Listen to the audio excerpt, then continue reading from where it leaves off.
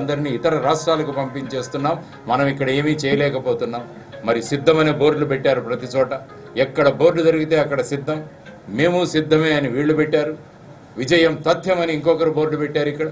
So ఈ విధంగా విజయాలు తథ్యాలు మీరు మాట్లాడుతున్నారు. మీరు రాష్ట్రానికి ఏం చేశారని జై భారత్ నేషనల్ పార్టీ ప్రశ్నిస్తుంది. మీకు ధైర్యం ఉంటే తెనాలిలో ఒక మీటింగ్ పెట్టించండి, ఇక్కడ పెద్ద సభ పెట్టించండి, అందులో మీరు రండి, మేము కూడా నిలబడతాం. ప్రజలు ప్రశ్నిస్తారు, ప్రజలు మిమ్మల్ని ప్రశ్నిస్తారు, మీరు ఏం చేశారు ఈ రాష్ట్రానికి. అందువల్ల మేము ప్రజలందరికీ కోరుకుంటున్నాం, వీళ్ళ మాయ మాటల్లో మీరు పడకండి, వీళ్ళ మోసపు మాటల్లో మీరు పడకండి.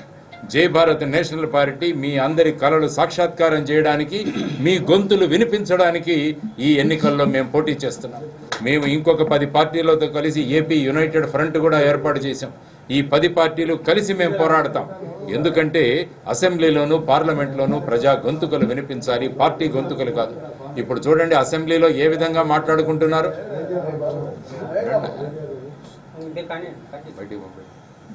ఏ విధమైన భాష మాట్లాడుకుంటున్నారో చూడండి. మనం ఏదైనా లైవ్లో చూద్దామంటే మనకే సిగ్గుగా ఉంది. పోలవరం కంప్లీట్ చేయలేదు, దుగ్గిరాజపట్నం కానీ రామాయపట్నం కానీ పోర్ట్ ఇవ్వాలన్నారు, ఏమైంది? కడప స్టీల్ ప్లాంట్ ఏమైంది? ఇవన్నీ కూడా మేము అడుగుతున్నాం, ప్రభుత్వాన్ని అడుగుతున్నాం, మీరు ఎందుకు చేయలేదు అని. వాళ్ళు ఏం చెబుతున్నారంటే కేంద్ర ప్రభుత్వం ఇవ్వట్లేదు, 14వ ఫైనాన్స్ కమిషన్ వాళ్ళు ఇవ్వట్లేదు అని చెబుతున్నారు. మేము ఈ 2 పార్టీలను మేము అడుగుతున్నాం, మీకు 4 అవకాశాలు వచ్చాయి.